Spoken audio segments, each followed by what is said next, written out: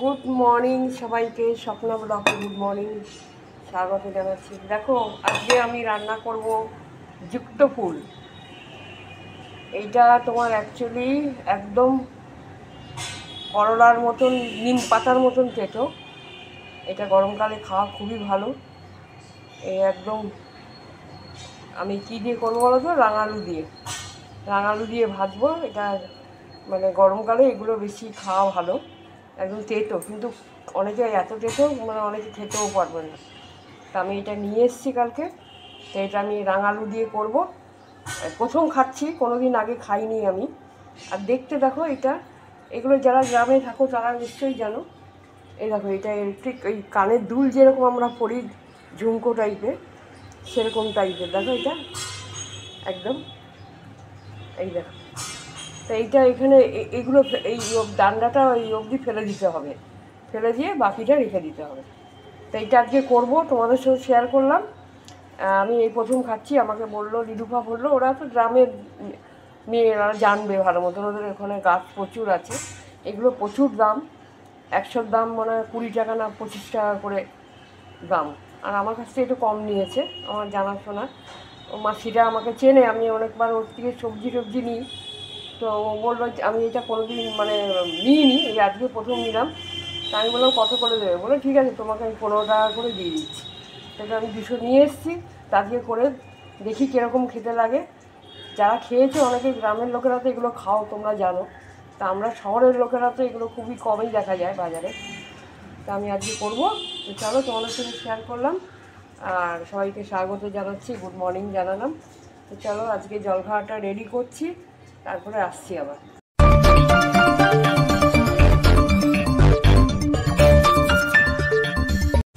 দেখা যাচ্ছে আমি তরকারিটা বসিয়ে দিয়েছি, এটা হয়ে গেলে জলখাবারটা খেয়ে নাও।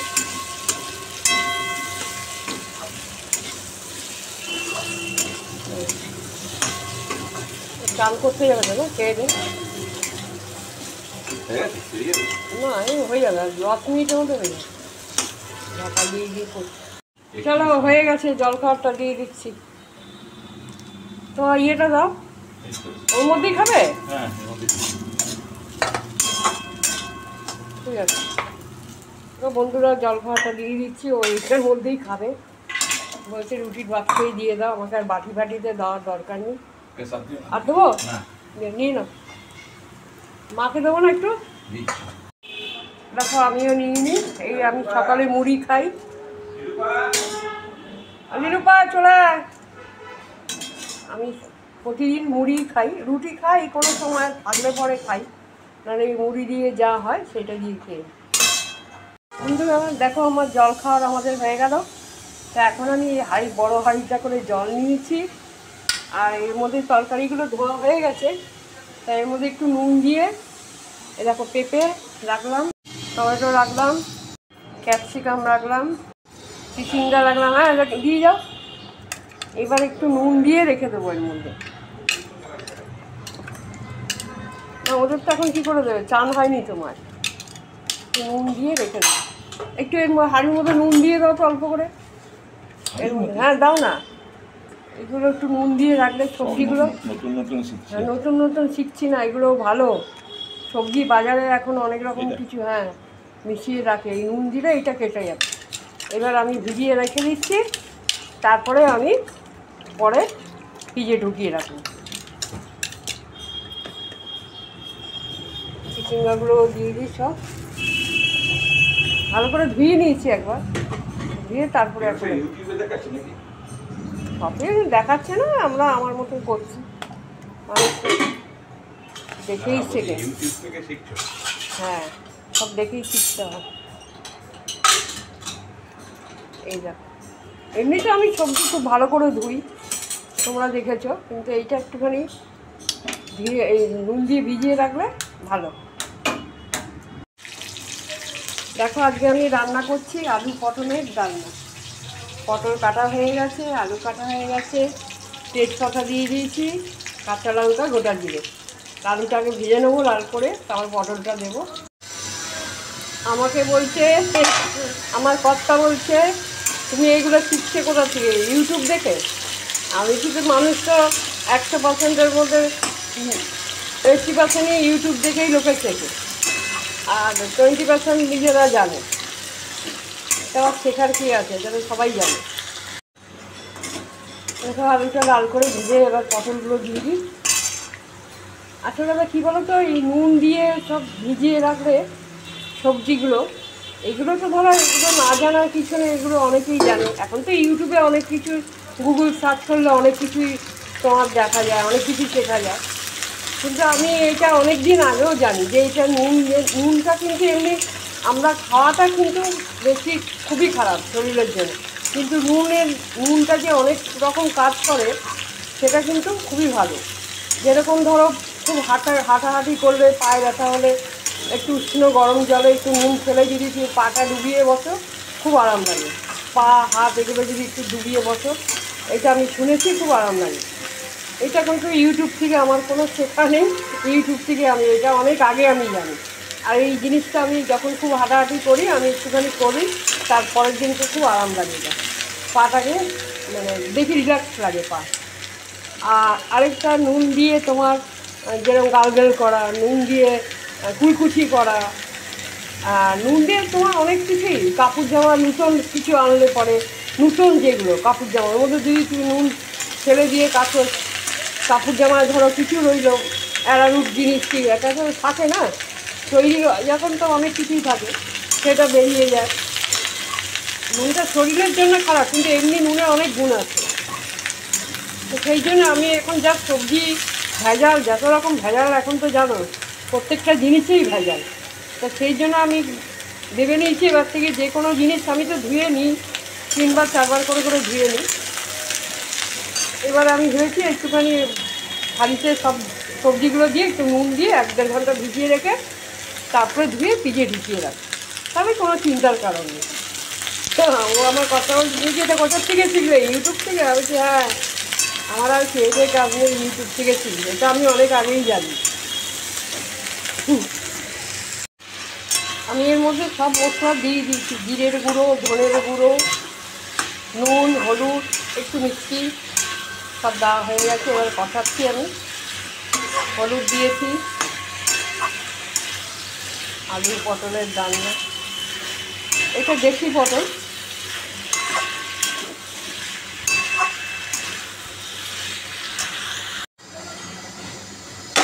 পটল আলুর তরকারি রেডি। দেখো হয়ে গেছে আমার আলু পটলের রান্না। নামিয়ে দিই এবার। পটলগুলো খুব ভালো দিয়েছি, দেশি পটল আছে, পুরো সেদ্ধ হয়ে গেছে একদম। চলো নামিয়ে দিই, হয়ে গেল আলু পটলের রান্না। বন্ধুরা দেখো, আমি এখন এটা ভাজবো। মুড় না কি নাম বললাম আমি, আবার ভুলে গেলাম। এই দেখো, এই একটা শুকনো লঙ্কা আর কালো জিরে দিয়ে ভাজবো, একদম উচ্ছের মতন খেতে, বললো খুব পেটো। দেখি একবার খেয়ে দেখি কীরকম। আমি প্রথম রান্না করছি, তোমাদের সাথেও শেয়ার করছি। বাজারে দেখা যায় কিন্তু একদম খুব কম, এটা নিয়ে এসেছি। চলো এটা বসাই, দেখি আজকে খেয়ে তোমাদের জানাবো। এটা আমি এর মধ্যে রাঙালু দিয়েছি 2টো।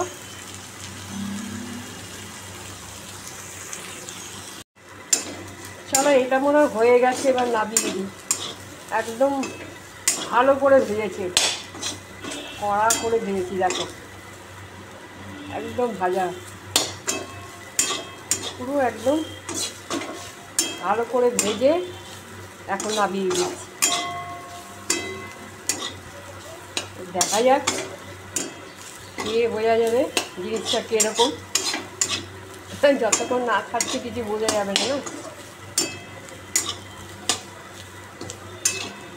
চলো নামিয়ে দিই। দেখো বন্ধুরা, এরকম কালো হয়ে গেছে। দেখো আমি রুই মাছটা ভাজা বসিয়ে দিলাম, ওই মাছের ঝোলটা করে নেবো। মাছের ঝোল হয়ে গেলে আমার রান্না হয়ে যাবে। তাই এই ঝোলটা একদম পাতলা করে কালো জিরে দিয়ে একটু করবো, কাঁচা লঙ্কা দিয়ে। দেখি একটু পারলে আলু দিয়ে দেবো লম্বা লম্বা করে। ভাজাটা বসিয়ে দিয়েছি। খুব গরম লাগছে গো রান্নাঘরে, এই আস্তে আস্তে গরমটা বোঝা যাচ্ছে এখন। কদিন ধরে 2-4 দিন ধরে ভালোই গরম পড়েছে। মাছটা ভাজা বসিয়ে দিয়েছি, তা হোক। মশলা তোমার ওই জিরের একটু ধনের গুঁড়ো, পাতলা করে ঝোল। আজকে আমার শাশুড়িকে দই দিয়ে ভাত দিয়ে দেবো, জানো তো। প্রতিদিনই তোমার টেস্ট করে মাছ থাকে, তরকারি থাকে। এই এত গরম পড়েছে না, তা ভাবলাম দই নিয়ে আসি মিষ্টির দোকান থেকে। ও এনে দিয়ে গেছে, ও বেরিয়েছে একটু, ও এনে দিয়ে গেছে। তাই দই দিয়ে ভাত দিয়ে এখন দেবো। মিষ্টির দোকানের দইটা খুব ভালো, দেখো ভালো দই জায়গা। ভাত নিয়ে নিয়েছি, ভাত না হয়ে গেছে, দইটা ঢেলে দেবো। এই ভাত নিয়ে নিয়েছি, পুরো দইটাই দিয়ে দেবো। 200 গ্রাম দইটা পুরোটাই দিয়ে দেবো।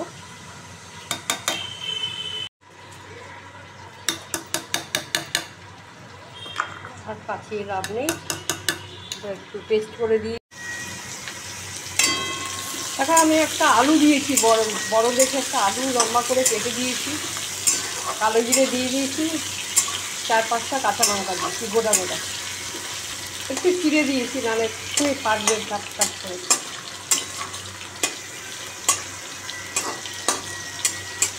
পাতলা করে ঝোল করবো। ভাজা হয়ে গেছে মাছটা, মাছ ভাজা হয়ে গেছে। ঝোলটা বসালে, ঝোলটা হলেই আমার রান্না হয়ে যাবে। ওটা এখনও আসেনি, ও বললো আমি পরে এসে খাবো, জানি না কখন আসবে।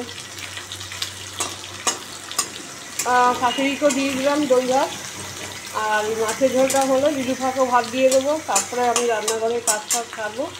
পুজো হয়ে গেছে, চান হয়ে গেছে, রান্নাঘরে কাজ ফাজ হয়ে গেলেই বাসন টাসন মেজে রান্নাঘর মুছে টুছে হলেই হয়ে যাবে। চানটা করে নিয়েছি আজকে, কারণ না প্রতিদিন বেলা হয়ে যায়, একদিন আগে করি একদিন পরে করি।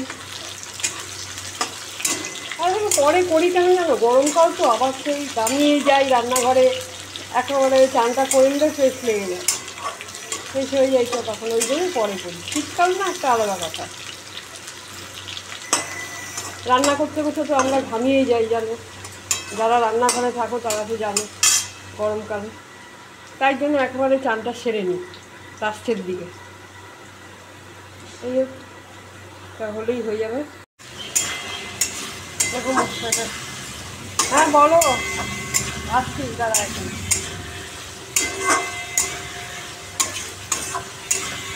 হ্যাঁ আচ্ছা আচ্ছা,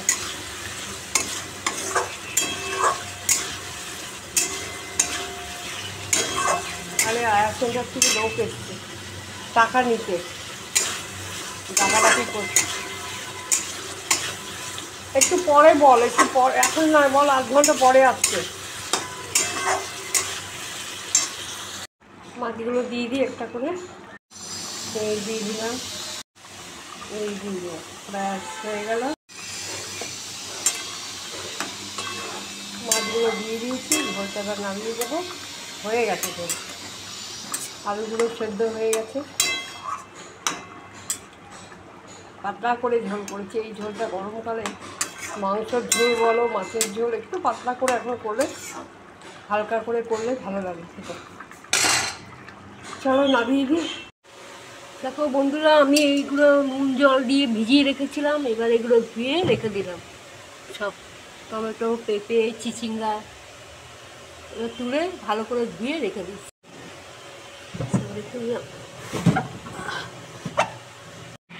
রাস্তাঘাট একদম শুনশান হয়ে গেছে, কোনো গাড়ি ঘোড়া কিচ্ছু নেই।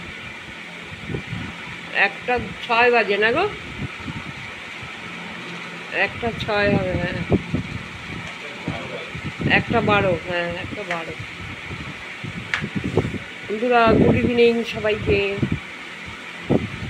দেখো এখন বারান্দায় বসে আছি, একটুখানি খুব গরম পড়েছে না এত, এই জন্য আমাদের সব হয়ে গেছে, খাওয়া দাওয়া গা ধোয়া সব হয়ে গেছে। এখন বারান্দায় বসে একটু গল্প করছি। এই জাস্ট যাবো শুতে, 2-4 মিনিট পরই যাব। রাস্তাঘাট দেখো একদম ফাঁকা হয়ে গেছে, চলছে 2-1টা গাড়ি চলছে। গরমকাল বলে একটু রাত্রিবেলা 2-1টা গাড়ি দেখা যাবে, শীতকাল হলে তো একদম 10টা, 10:30, 11টার সময় গাড়ি দেখা যাবে। বসে থাকতে খুব ভালো লাগে। রাত্রিবেলা না বারান্দাতে চুপচাপ বসে থাকো, একটুখানি বসে চুপচাপ একদম মানে অন্যদিকে ধ্যানটা থাকো তোমার, মানে খুব ভালো লাগে। আর একটু হাওয়া ঠাওয়া একদমই নেই, দেখো পাতা টাতা একদম নড়ছে না, গাছের পাতা একটাও নড়ছে না। বেল গাছের পাতাগুলো একদম শুকিয়ে গেছে, শুধু বেলগুলো দেখা যাচ্ছে। কি করব, লোক পাচ্ছি না জানো, একটা লোক পাওয়া যাচ্ছে না। আর রাস্তার উপরে গাছ তো, মানে রিক্স, খুব রিক্স আছে এখান দিয়ে পাড়া, মানে প্রচুর রিক্স। কেবিলের লাইন আছে, ইলেকট্রিকের তার ফার আছে এখানে, বিভিন্ন রকমের তার ফার এখানে বেলগাছের সাথে একদম লাগানো আছে। মানে যে উঠবে সে খুব সাবধানে যদি না পারতে পারে, আর যারা গাছে ওঠে তাদেরকেই বলা উচিত কিন্তু তাদের তো কাউকে পাচ্ছি না। বেলগুলো পেরে নেওয়া একদম উচিত। কেন বলো তো, রাস্তায় লোক ঠোক যায়, বাচ্চা কাচ্চা যায়, কারো মাথায় টাথায় গায়ে ফায়ে পড়লে তখন আরেকটা ঝামেলা। কিন্তু দুই একজনকে বলেছি তো, ওরা তো কোনো জবাবই দেয়নি। আসলে রাস্তার উপরে গাছটা এমনভাবে পাড়াটাও খুব মুশকিল। এটা বাড়ির ভেতরে হতো তাহলে না ঠিক আছে, লোক টোক এসে করে দিত। কখন পারবে, যদি পারে সে ভোরবেলা, এক ভোরবেলা নাহলে এক রাত্রিবেলা। রাত্রিবেলা তো সম্ভব না, ওই ভোরবেলা এসে পারতে হবে, এছাড়া কিছু করার নেই। দেখি এখনও লোক ঠোক একটা জোগাড় করতে হবে, আরেকটা দেখি দুই একজনকে বলতে হবে, দেখি কি বলে। তাই বসে আছি, এবার শুতে যাব। তোমাদের সাথে একটু দুই একটা কথা বলে নিলাম। তা কালকে আবার দেখা হচ্ছে। তোমরা সব ভালো থেকো, সুস্থ থেকো। Good night, tata.